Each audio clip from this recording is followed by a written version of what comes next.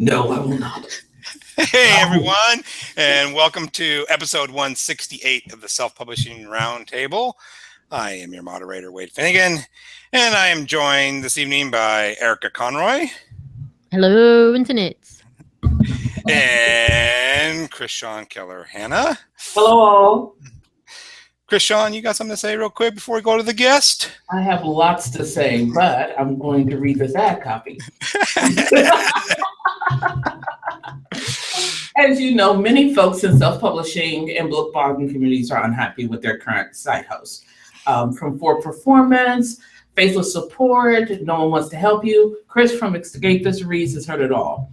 But with Escapist Reads hosting, Chris is trying to change all of that. And what started as hosting for just his friends and colleagues is now open to all members of the indie author and book blogging community.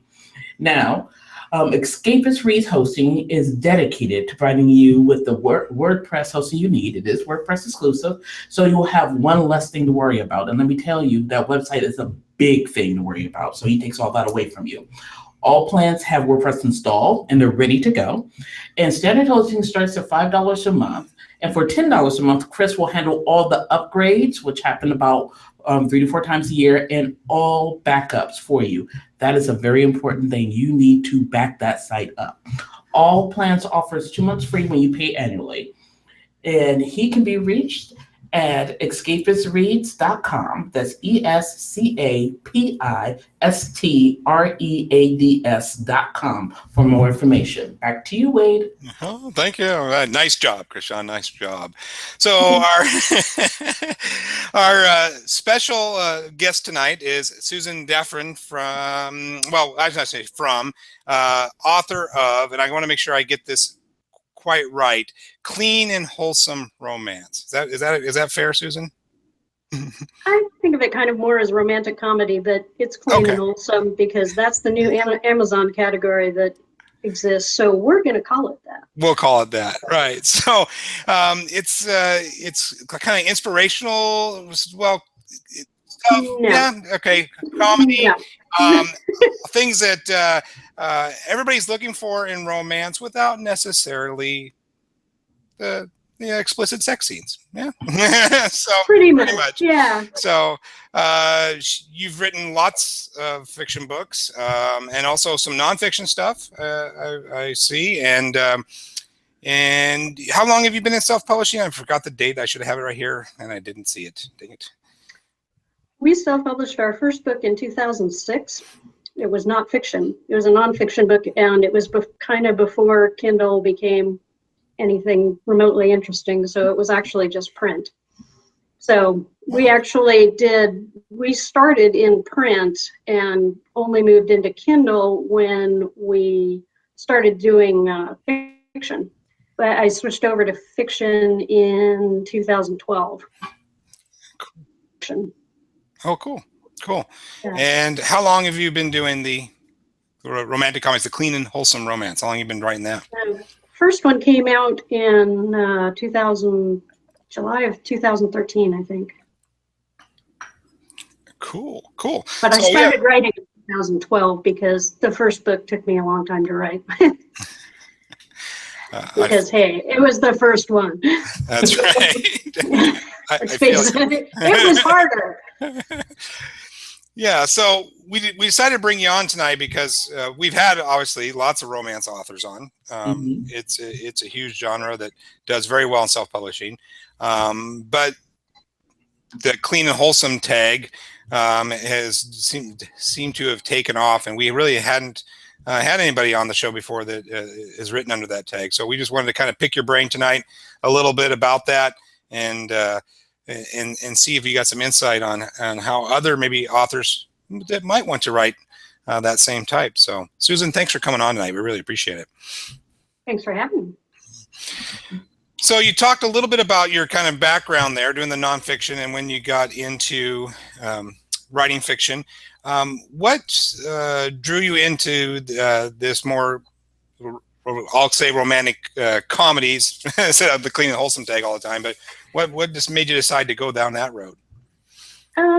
It's what happened was that when I was actually one of those people who always said I could never write fiction because I was a technical writer. I was, professionally, I was a technical writer and actually kind of still am, but writing for large and extremely dull companies in the technology industry for years and years. And so then, I moved into nonfiction book publishing. I wrote about the things I was interested in and on a really wide range of subjects, which is, of course, absolutely what you're not supposed to do, but I did it anyway because, hey, why not? So anyway, I learned a lot about publishing in the process, and we actually started our business in 1995, and it has been many different types of businesses, starting with it's a corporation, so which is a good thing to actually, as a publisher, to have a corporation. And but we started in 1995, and so it morphed through various different permutations. And in 2006, we kind of turned it into a publishing company, and then started working on that. In 2011, 2012. So I did the whole entrepreneurial thing, getting clients, trying to get clients to come to you, content marketing, all the crap that you're supposed to do now for self-publishing. I did that as an entrepreneur, selling my publishing and design, graphic design and publishing and writing services, all kinds of different services. I did web design for a while. I did technical writing. I did marketing writing. I mean, our company, it's been 20 years. We've done all kinds of different things. So anyway, my mom ended up getting sick. She got cancer, ovarian cancer. And so I ended up kind of shutting down my freelance business. I was working on, I had a group called the National Association of Pet Rescue Professionals, and I was helping rescue groups save more animals. So I was traveling, I was speaking at conferences, I was doing all this stuff to market that. I also was doing writing, and I was the president of the Small Publishers, Artists, and Writers Network, and we ran the Self-Publishers Online Conference. So anyway, I was doing all this stuff, and when my mom got sick, I had to go back and forth to Maine. I live in Idaho. Maine and Idaho are so not close, and the airline trips are really horrible. I mean, I spent so much time with my friends at Delta, but anyway, I ended up taking a 40-hour-a-week contract for a contracting company, working for IBM. So anyway, my day job continues to be working for IBM, but on the side, because of course I can't just stop writing.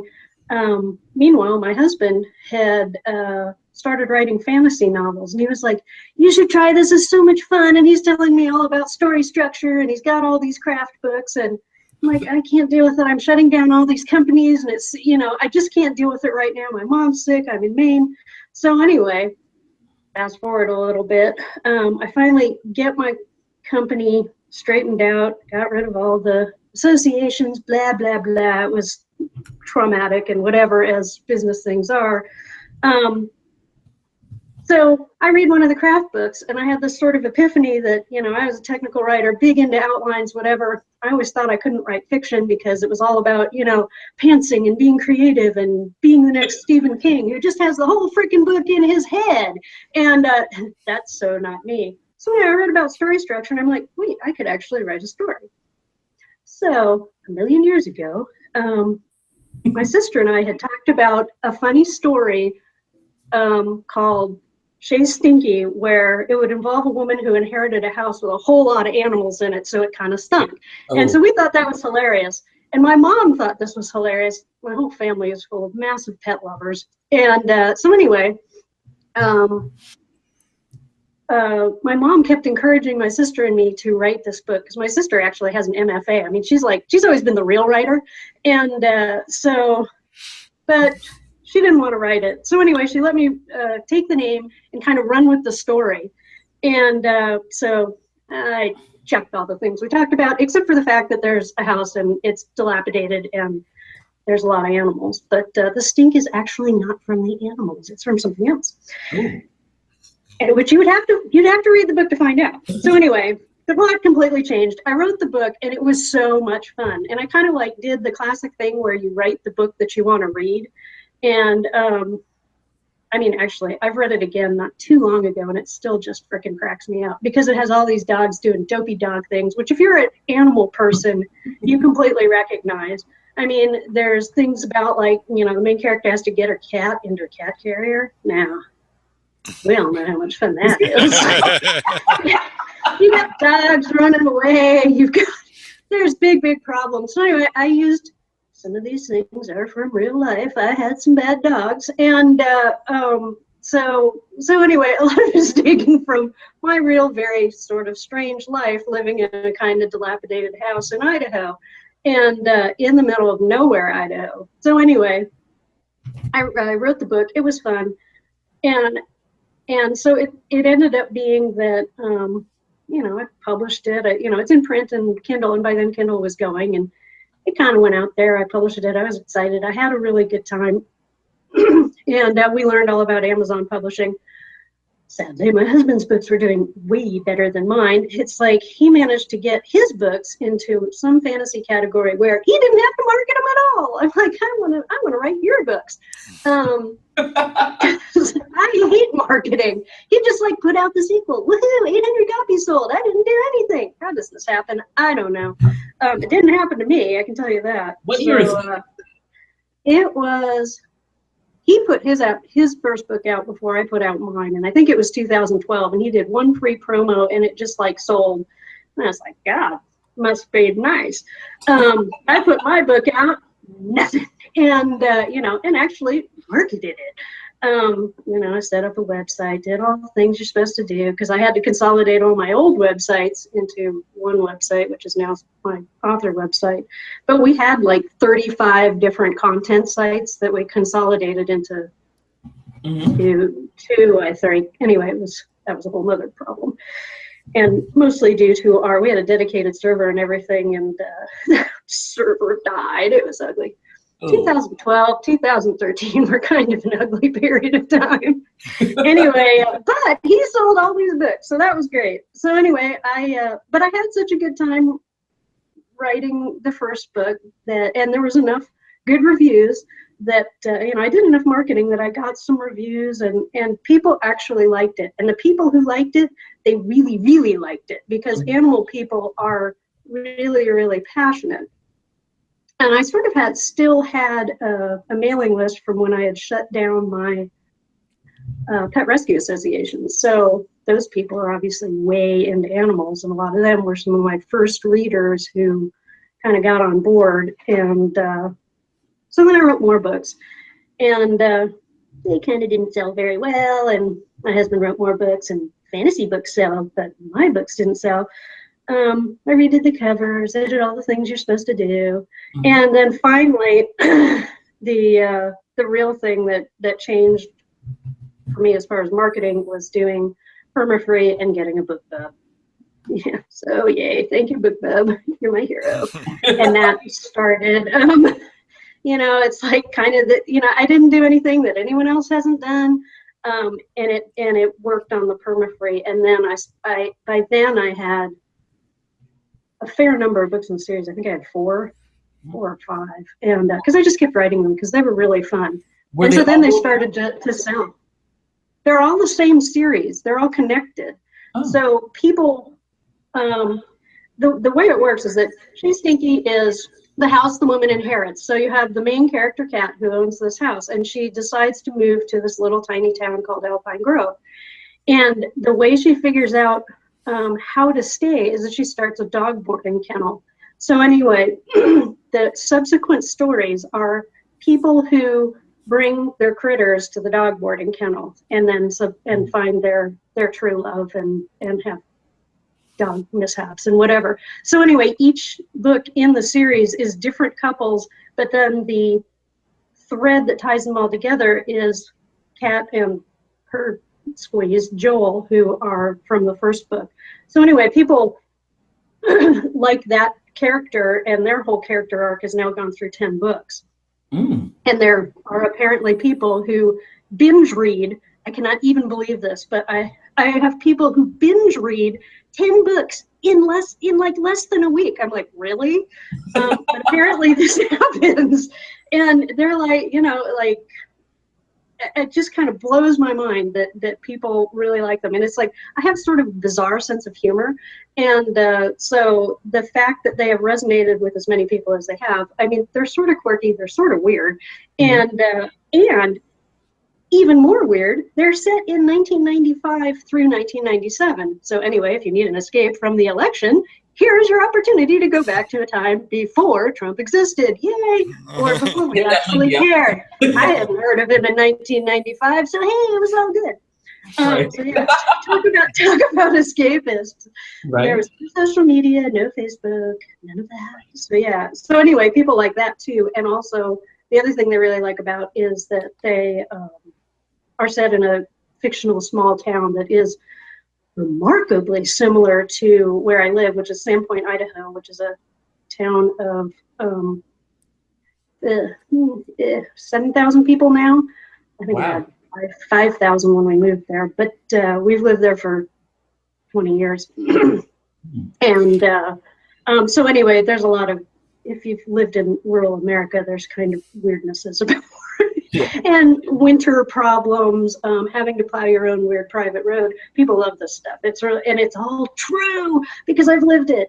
And so they can really, there's a lot of people.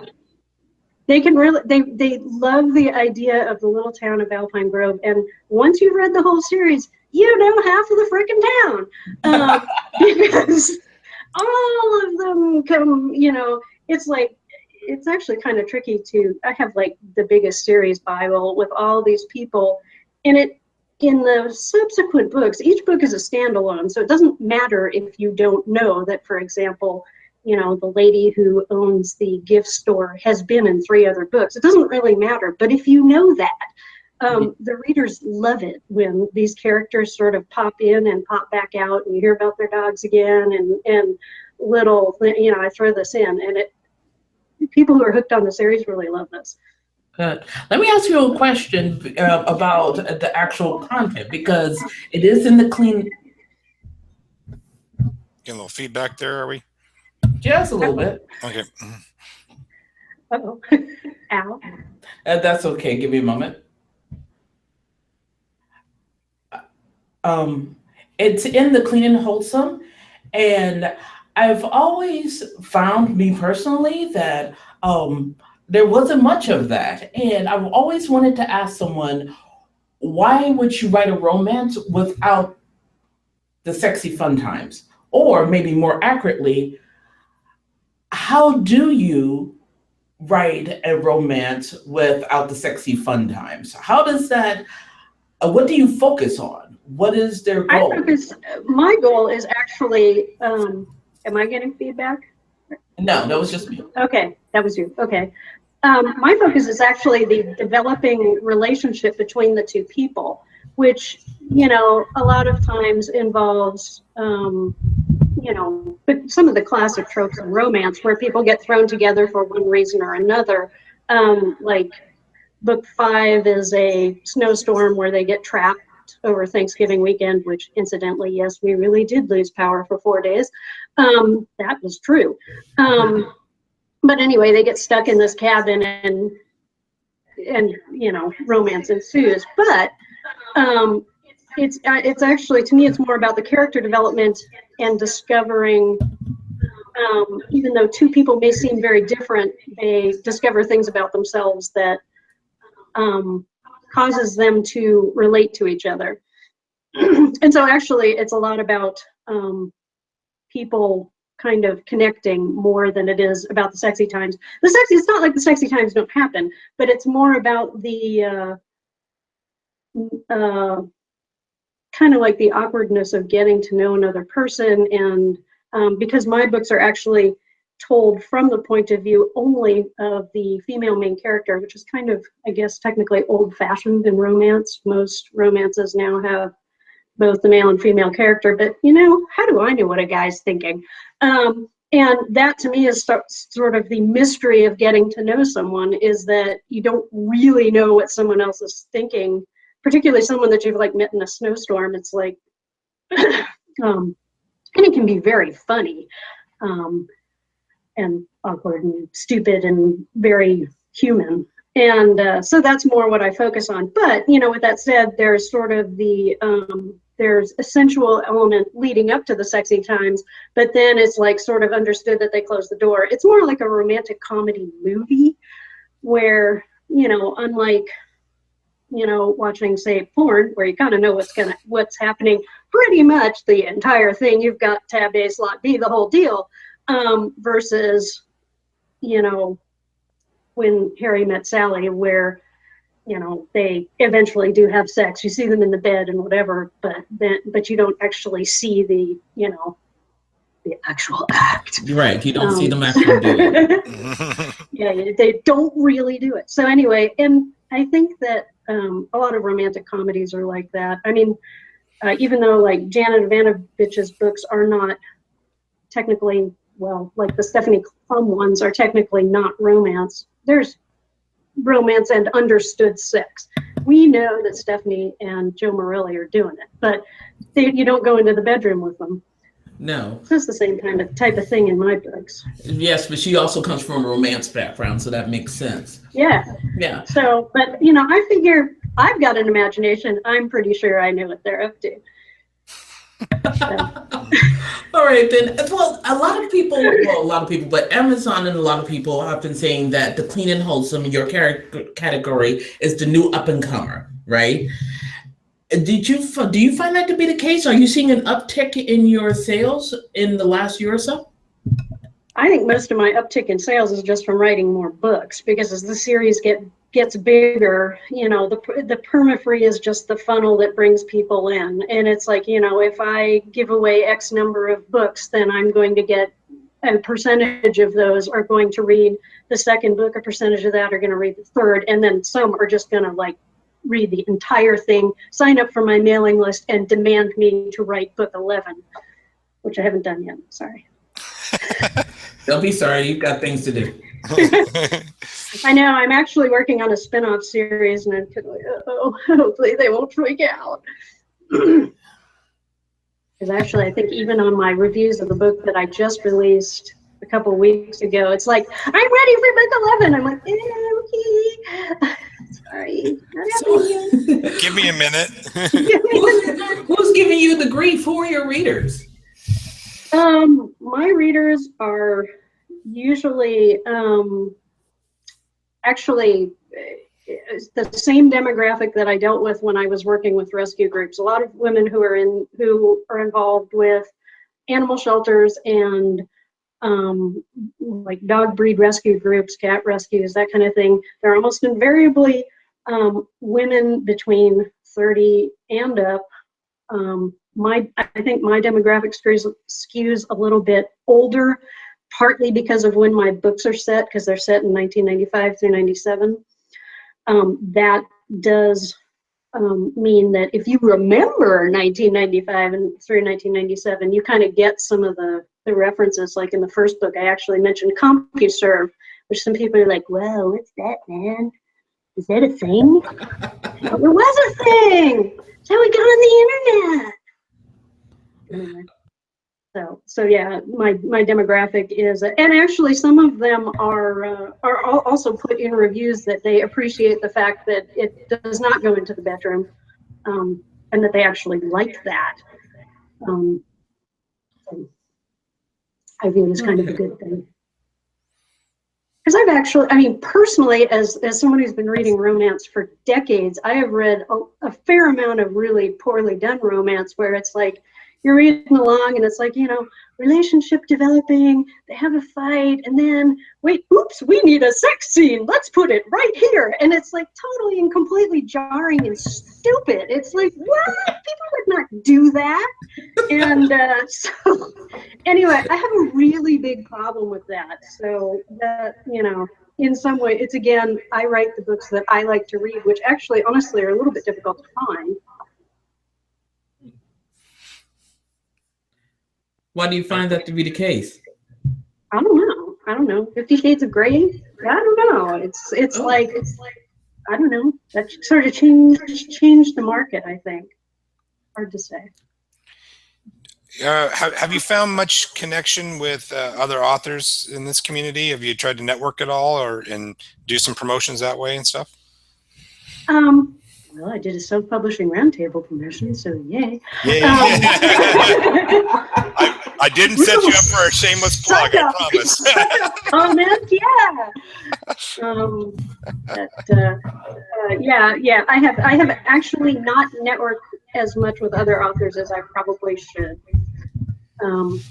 Mostly I've been focusing on writing more books. But I have done a couple of group promos in the last year, which has been kind of cool. But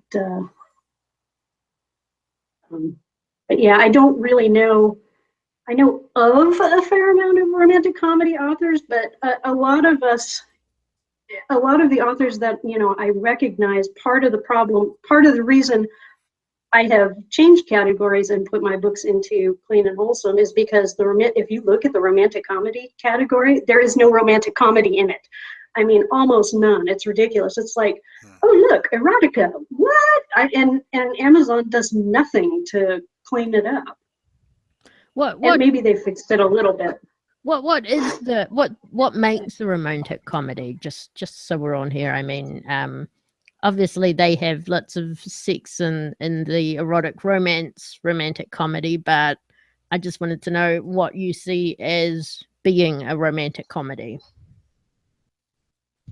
Well, first off, it should be funny. I mean, if you see the description and you get and it's some dark you know, dragon shifter romance that's, you know, everybody dies. I mean, this is not romantic comedy. This is category stuffing into any category that doesn't have as much competition, which happens all over Amazon. But romantic comedy really got slammed in the last couple of years. And I mean, you can tell by what the covers look like too. It's like romantic comedy covers, like mine are sort of odd in that they have dogs on them, but I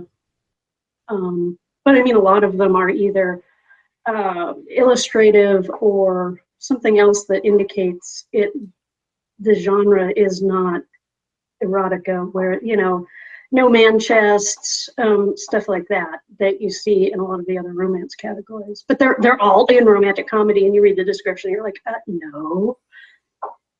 I would like flag them and tell Amazon, but it doesn't do any good. And I know I've actually read on various you know, writer boards and whatever that I am not the only one who has struggled with this. So anyway, my solution was to just put my books in other categories other than romantic comedy, where I could be more competitive.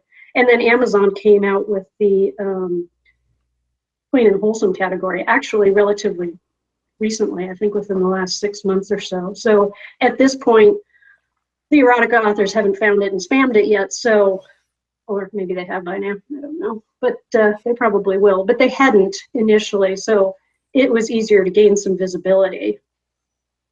But that's why I sort of migrated category-wise my books more into humor and less into romance.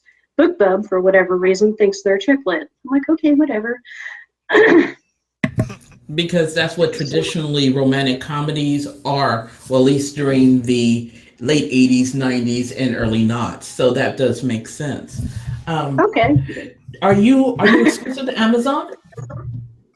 I am. Well, actually, today they all go wide again. I tried. I was wide for I think 2 years, and then I went into Select. Then Amazon had all the problems with page reads. I'm like, screw this. I unselected all my books, and they actually just came out of Select and Kindle Unlimited today, which means I have to remind my husband that he has to put them on all the other platforms again. Is it easy to do tomorrow?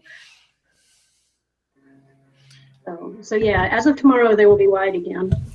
Do you find that they work better with certain retailers? And if so, who's working well?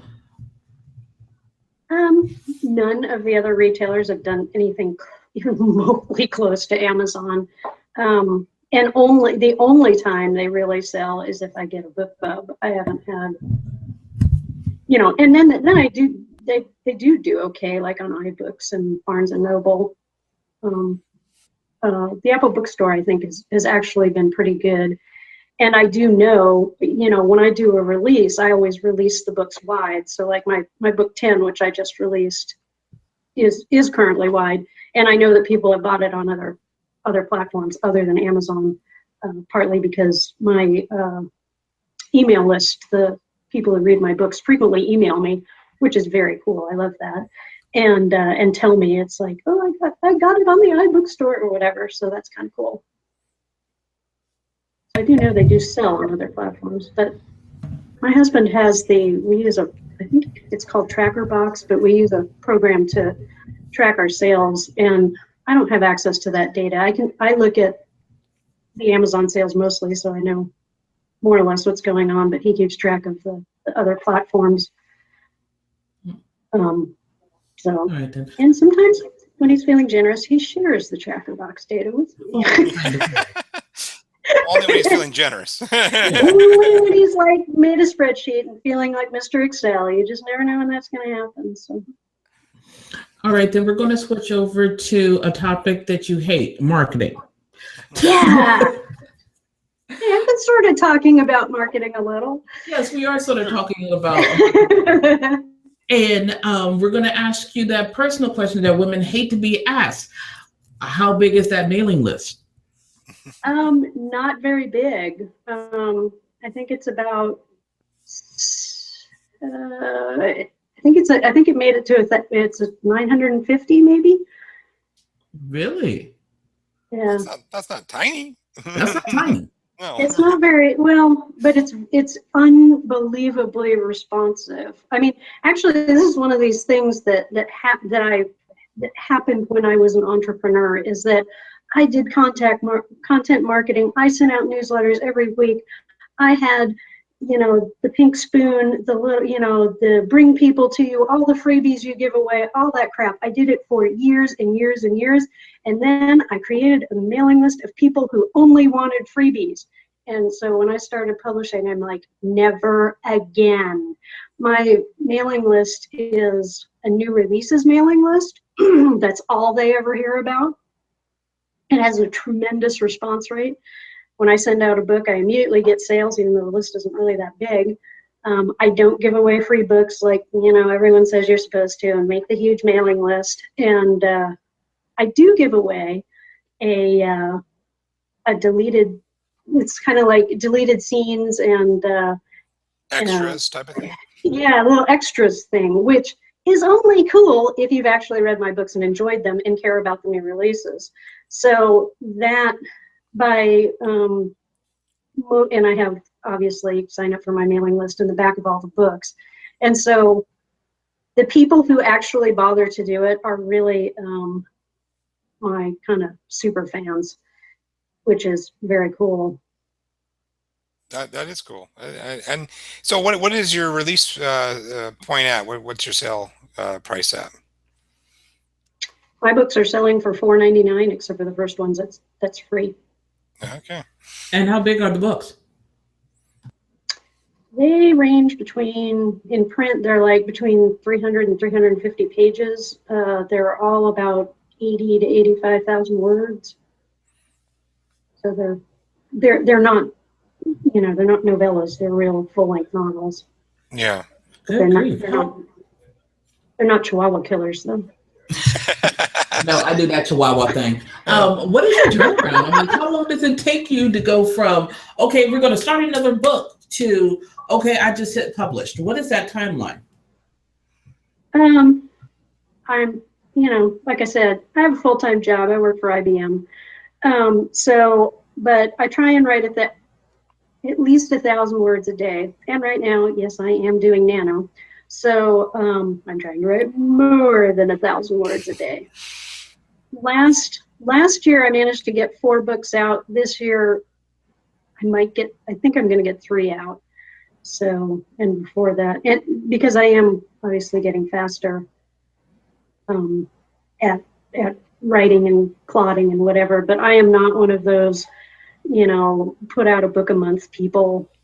I don't know how that even happens. I mean, even just the production, getting editors, and I also do my own cover design. I do my own print book layout. So it's like the production process. I do hire out editing, but it's like my books all go through an alpha read.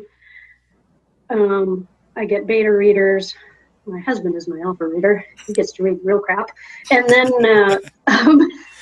and then after then it goes through revision. Then I have my beta readers read it. Then it goes through revision again. Then I get a professional editor to edit it. Then I go through it again. Then I lay it out. Then I proofread it, and then it goes away.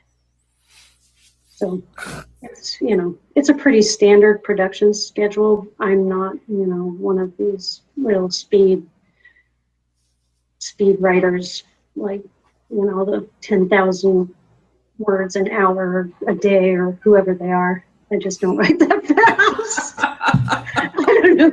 Some of these people, it's like, oh my God, you're a machine. How do you even do that? I can't even come up with how do they come up with plots that fast? I'm like a slow plotter. It really sucks.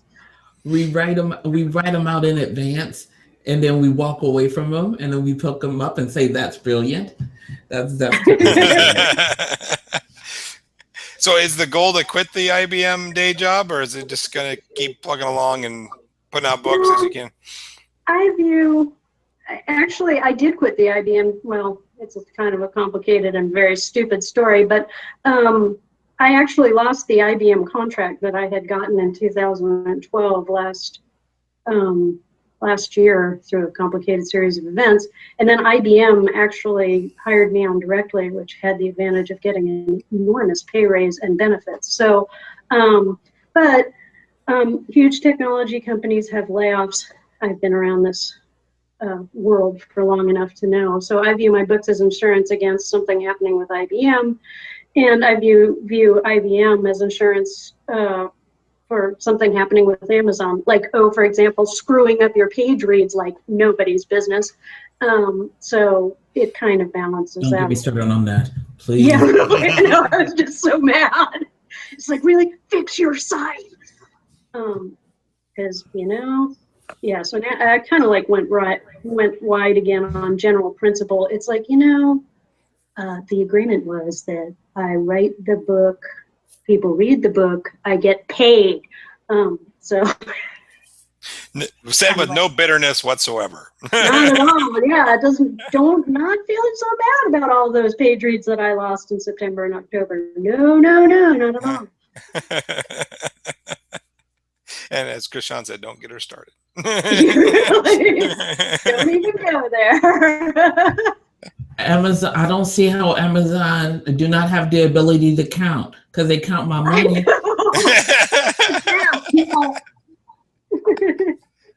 They count that Prime membership, and yet you can't count pages. Yeah. That don't make no sense.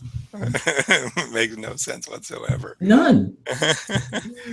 So what is the lifetime, or I'm sorry about my English today. What is the lifetime of this arc? How many more books are we going to see in this adventure? Well, like I said, I'm actually writing a spin-off series right now. And that one is actually going to be less romantic comedy and more,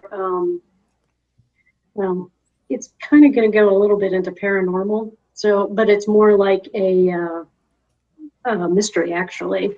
So, because what I kind of want to do is, there is no romantic comedy animals category, but there is a cozy mystery category that has animals in it. So anyway, this will include dogs and cats, which of course my readers love, but will be more of a single set of characters that go through possibly a 3 to 5 series arc to solve various problems throughout the series. Anyway, I'm on book 1. We'll see how it goes. And the other thing was I wanted to try writing in first person, which I had not done. So that was just sort of a writerly, can I do this thing? Who knows? I don't know. So this is challenge accepted. Actually, that's been fun. Yeah, challenge accepted. I can do it. So anyway, I'm giving it a shot. it's been a lot of fun too. And it does start in my little town of Alpine Grove, so that's how it spins off from there. And it is set in the same time period, which is actually key to the story. Some things come into play that make sense from the standpoint that it's in 1995, or actually 1997 at this point. But they go off to go away from Alpine Grove and actually go to real places like Ely, Nevada. Oh, you picked a big city. Yeah. Well, they went to Vegas first, but now they're in Ely, Nevada, which, because we drive twice a year. We drive from Idaho to Arizona. I've seen Ely, Nevada more than once, and there's not a lot to see there. You have a railroad thing that I haven't seen, but it's supposed to be nice. But anyway, that's where they are right now. So anyway, I'm going to work on that one and then probably write the next San Alpine Grove novels to continue the series, the romantic comedy ones, and that'll keep me off the streets for quite a while. Because the way I structured the Alpine Grove series, it can kind of go on indefinitely. All right, then. Here's the other question. When you going to write that fantasy novel? I don't write fantasy. That's my husband's deal. Actually, he writes fantasy and paranormal under the name Daniel R. Marvello. So he does, he's got a trilogy that's an epic, kind of a classic epic fantasy a la David Eddings or Dragonlance or something like that. And then he's got a paranormal fantasy that's that he's someday going to, possibly tomorrow, going to finish the first draft of book 2. That's werewolves. Another one that's sort of, it's what they call a weird western. It's sort of an alternative Old West type thing that's set in Cochise County, Arizona, where Tombstone is, and all that kind of thing. Shoot out at the OK Corral, that type of setting. So So he's the fantasy guy. I leave that to him. So do you guys share services then? Do you share editors and things like that, or I mean, or is it? Do you guys go and do your own separate thing? Yeah, I do all this. Well, we separately, but do all his covers. I do all the covers for his books, and I do the interior layout. He does the Kindle formatting and all the e-formatting on my books and his books. And then we both use editors. I always do an alpha read on his books. He does alpha reads on my books. Because we've been in business together since 1995, we actually have read a lot of each other's writing even before we were doing fiction. So we're actually, beat the passive. He was a programmer, and let me tell you that every programmer writes in the passive tense, and I think I have finally beaten the passive tense out of him, so he does not write everything in passive tense. He only writes a few things in passive tense. So yeah, I have kind of an editorial background. I worked in magazines and publishing and whatever before I started my business. So anyway, it all kind of works together to publish books, which is how we got started doing it in the first place. Let me go back to the clean and wholesome. Wow, I'm sorry about the English. Clean and wholesome right quick. AC Nixon, hey girl, asked, are there different degrees of clean and wholesome? Like, is there like the no fornicating before marriage category? Or is it just simply what makes it clean and wholesome is all the sexy fun times are behind the door?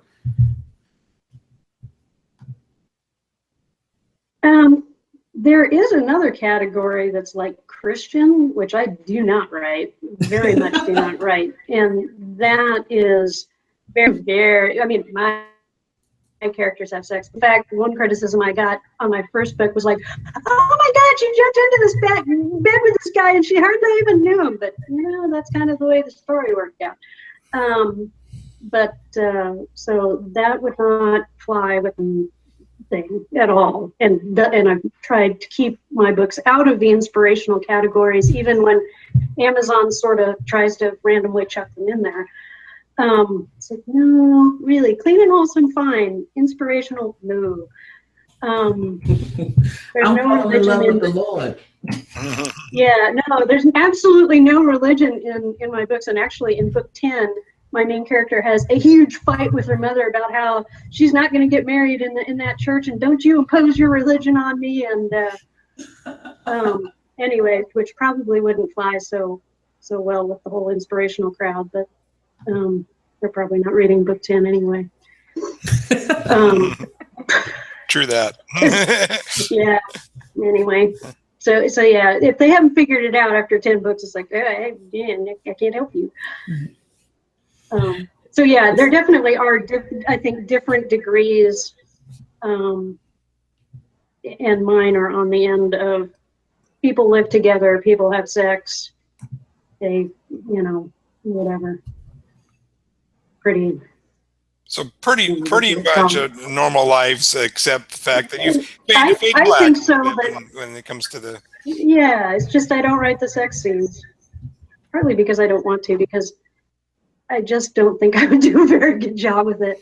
My writing style does not lend itself to purple prose, and every time I think about writing something like his throbbing shaft or something, I just can't even go there. It just sounds so stupid that I just can't even go there. Because it just doesn't fly with the whole romantic the comedy part of it. It's like you can't go from making kind of jokes, having funny things happen and kind of crazy things happen and humor and whatever, and then suddenly we have the purple prose. It just it wouldn't work. So anyway, it just doesn't work in the context of the story. I don't think so. Even if I could write it, which I don't think I can. Or if I wanted to. I mean, I guess I could, but. One moment they're talking about, oh, this is a corgi, you need to brush your coat, and then there's like that one hand grab and all the clothes come off. I'm sorry. I just can't figure out how it would work. I just can't. Yeah. I bet Erica could figure it out. I don't know. She's probably a better writer than I am. I don't know. I like to think that my romantic comedies, which are there's at least one explicit sex scene in each of them, are Oh, good for you! funny. It could be funny. See, I just don't know how I would write it. I just I'll have to read one and see if I could figure it out. I don't know.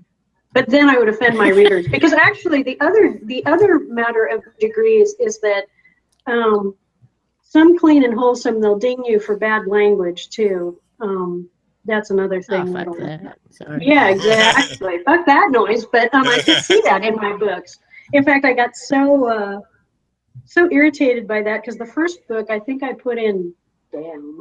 I put in damn. And I think I said somebody was a pain in the ass. Now, this is something that I would just say generally all the time, but someone was like, oh, foul language. I'm like, really? Where? What? And I couldn't find, I actually had to go back and read the book. I'm like, really? Foul language? So anyway, I think it was in book 6. I made a character who actually uses like made up swear words, like son of a nutcracker, or fluffer nuts, or shih tzu. Holy schnitzel! Words? Yeah, I'm just putting words together and making them sound like bad language. Anyway, it ended up being kind of hilarious to write, because I had to find all these funny swear words that, like, I don't know, maybe little old ladies use them or something, as You bet your fuzzy buttons I am. Stuff like that. So anyway, because I was just so irritated. It's like, really bad language? I mean, whatever. Right. Wow. Okay, I can give you a master's course on the bad language if we need a primer on that. I know, it's like, I'm afraid that, if my readers actually met me, they'd be like, oh, wow, you're like the potty mouth, aren't you? Yeah. These books are not in the Christian category for a reason. Yeah, really. All right, we have 10 minutes left in the show. And so this is the part where we do quick fire. Not so much the answers, but most definitely the questions. Are you ready? Okay. Don't scare her, Sean. Right on me. I don't know what I can tell you. If she ain't scared by now, she ain't going nowhere.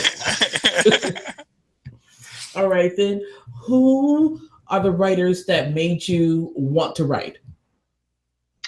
In romantic comedy, Janet Ivanovich is probably the first books I ever read where I actually truly laughed out loud.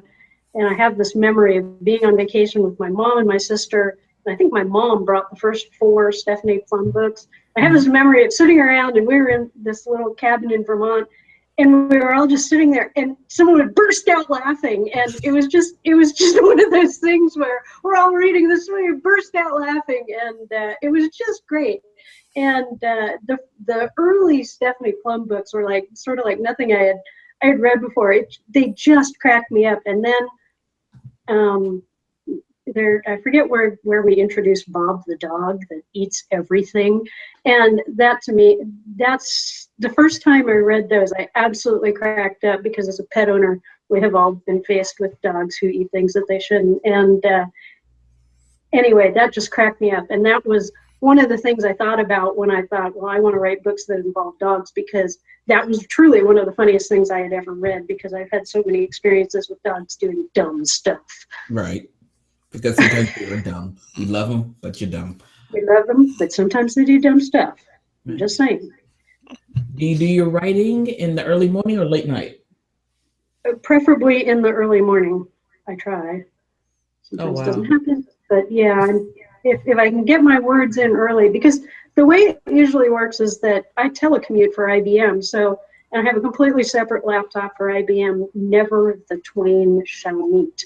Yeah. And because you're dialing into their VPN, I do not want IBM to know anything about what I'm writing.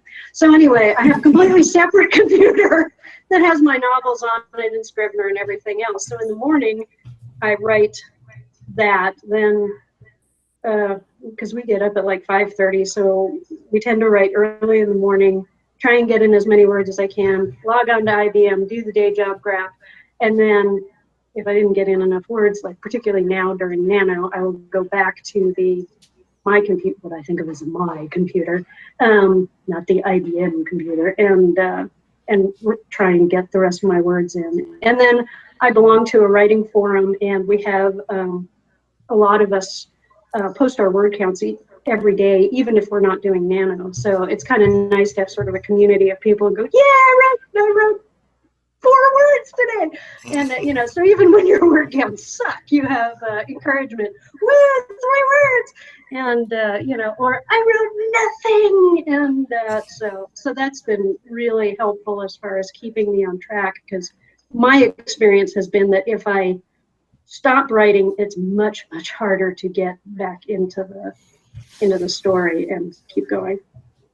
That is the truth. That is the truth. All right, then, as a fellow tech writer, my master's is in technical communication. I'm a tech writer. Oh my God. Plotter or pantser?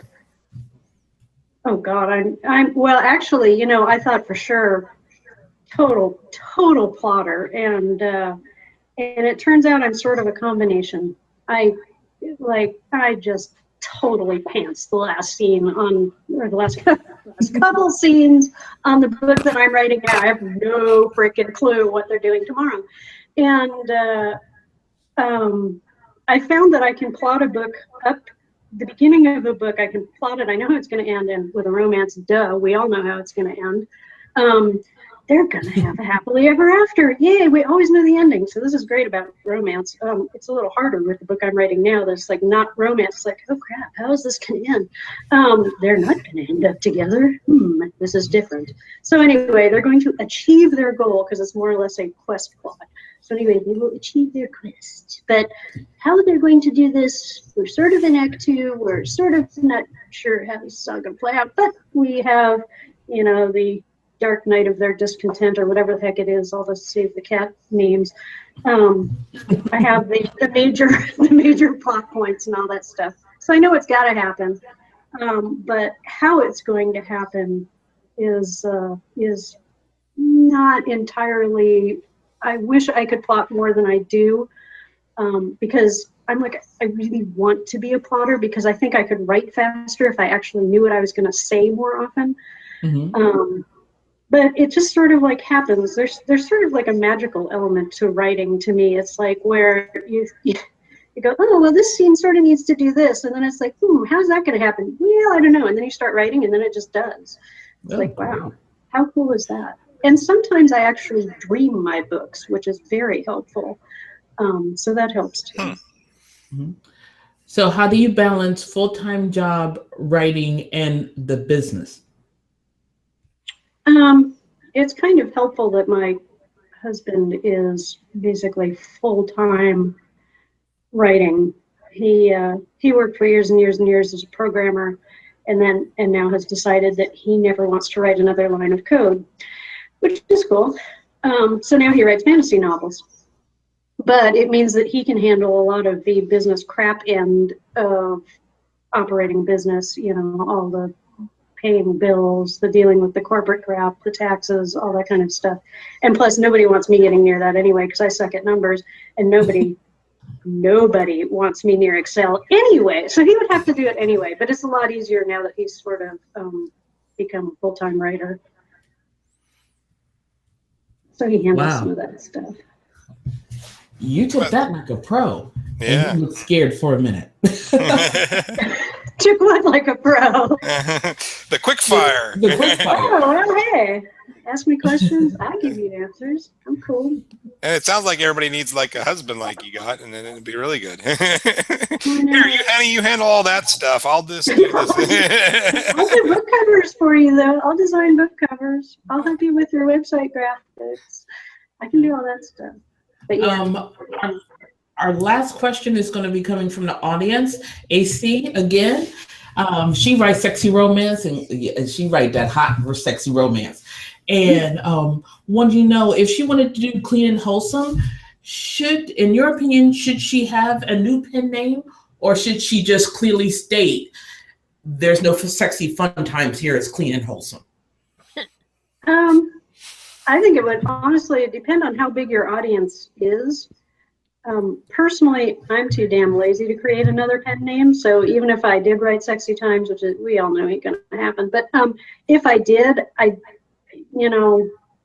managing two pen names is, I think, really hard. And maybe it's just because I don't have very much time to deal with stuff like that. But the idea of having to set up a whole new website, a whole new Amazon presence, a whole new Facebook presence, a whole new blah, I think it would be harder to go from clean and wholesome to Sexy Times than it would be to go from Sexy Times to clean and wholesome. Because if you pretty much put a warning on the thing that says you're not going to get any action off this book, then you've kind of warned away your audience that has been following you because of that. And if they like your writing for other reasons beyond just the Sexy Times, then that audience would follow, but you would have sort of warned off the people who are like, man, it's not steamy, this sucks.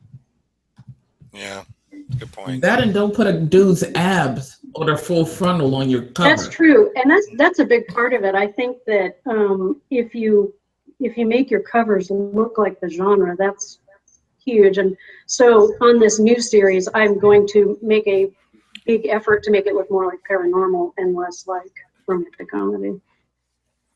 Put a shirt on it. Sort of Put a shirt on it, and don't put a schmeckle like right center mass on your cover. That. Yeah, right. It's all about expectations, people. So true. That might be a good point to end on right there. Managing expectations. Well, thank you so much, Susan, for coming on. It was great talking to you. Probably one of the easiest interviews we've had in a long time. It's just there you go. So it's really cool. So thank you so much for coming on. Thanks for having me. So, It's been fun. so if people want to find you, want to find those romantic comedies, where's the best place to look for you? Well, Amazon, and my website is susandaffron.com, which is SUSANDAFFRON. Straightforward. I like it too, right? Just name.com. Yeah, there you go. You can find her. All right. Well, thank you. I want to give a shout out to the live listeners. We had quite a few live listeners tonight and threw in a couple of questions. Thank you so much. And of course, to all our listeners and viewers all across the internet, we do appreciate you. Next Thursday, I think we have Bob Mayer on. That's correct, isn't it, Erica? Yeah, I'm getting a head nod. Yeah. Yeah. I won't be there though. I'll be at KiwiCon, which is a hacker conference. So You went to this last year too, right? Yeah. This will be my 3rd year. My husband's been going all 10 years for them. So I'm allowed to take along now. And I just came back from TableauCon here in Austin, which is a DBA database administrator conference, because I am much more boring than Erica. But Snoop Dogg performed on 2 days ago, and Bill Nye, the science guy, was the keynote speaker today. So, yeah, that's pretty cool. We just have fire exploding on the stage and a DeLorean and alpacas and stuff. So see, I guess you win. Then Erica. Fire DeLorean. New venue, so I don't know if they allowed fire at new venue, but we shall see. Oh, you guys are both way more exciting than I am. And remember, I don't usually leave the house, so that says a lot about you, Wade. It does, yes. I'll be at the ice rink this weekend if everybody wants to find me. Erica, what we got going on the site? What's going on selfpublishingroundtable.com? Well, we're still taking submissions for the Christmas multi-author cross promo that's coming up. Submissions close on the 21st of November, and the promo itself will be held between the 25th and the 27th of November, which is crazy mental people gonna die in the shops time for Americans. So just stay at home and get free ebooks on your Kindle instead. That's right. You don't want to venture out in the United States right now anyway. It's stay at home. There's a protest happening outside my window right now.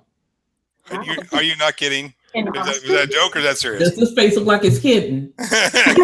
Not kidding, people. Wow. Be careful driving home tonight, please. Krishan, please. Will do. Yeah.